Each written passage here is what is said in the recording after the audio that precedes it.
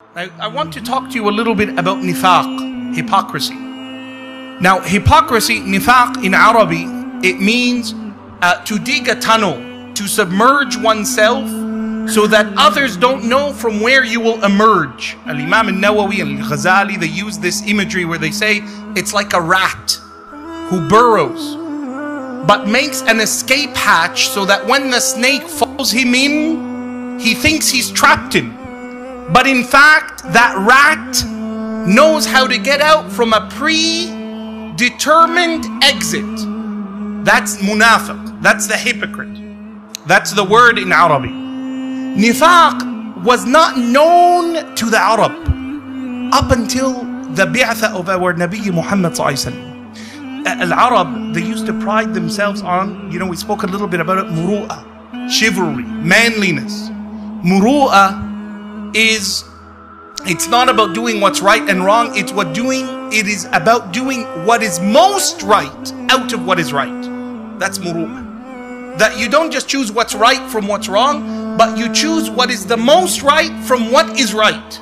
This is a distinguished higher mode of thinking of a believer. The mushrikeen of Quraysh, they used to pride themselves on this muru'ah, that their word would not be brought to the ground, that their promise would be kept, even if it meant that the one that they were speaking about or questioned about was their avowed enemy. Abu Sufyan radiallahu anhu, before he was Muslim, when he stood in front of Heraclius in Syria, and he's asked about Muhammad sallallahu alaihi wasallam, he said, "Lawla, had it not been nafaran min qawmi, that there were people from my tribe who were standing behind me, who I thought they would think of me as a deceiver and a liar, I would have lied." Look at him. He's asked about Muhammad. He spoke the truth. Why? He didn't want his countrymen to think, don't ever trust Abu Sufyan again. He's a liar. He lied about Muhammad, even though they all hated Muhammad sallallahu alaihi wasallam. They didn't have nifaq. Nifaq emerged after the hijrah. The mushrikeen before the hijrah, they hated the Prophet. They would say, we hate you, sallallahu alaihi wasallam. After the hijrah, there was duplicity. And there were people who pretended to believe when in fact in their heart, they disbelieved. And this is nifaqul akbar, major nifaq. That a person has no faith, but claims to have faith. And those individuals the Prophet left be. And Umar would say to him, Ya Rasulullah, Allah has informed you who they are. You know that they are disbelievers and munafiqun. In their heart there is no iman, and you know them by name.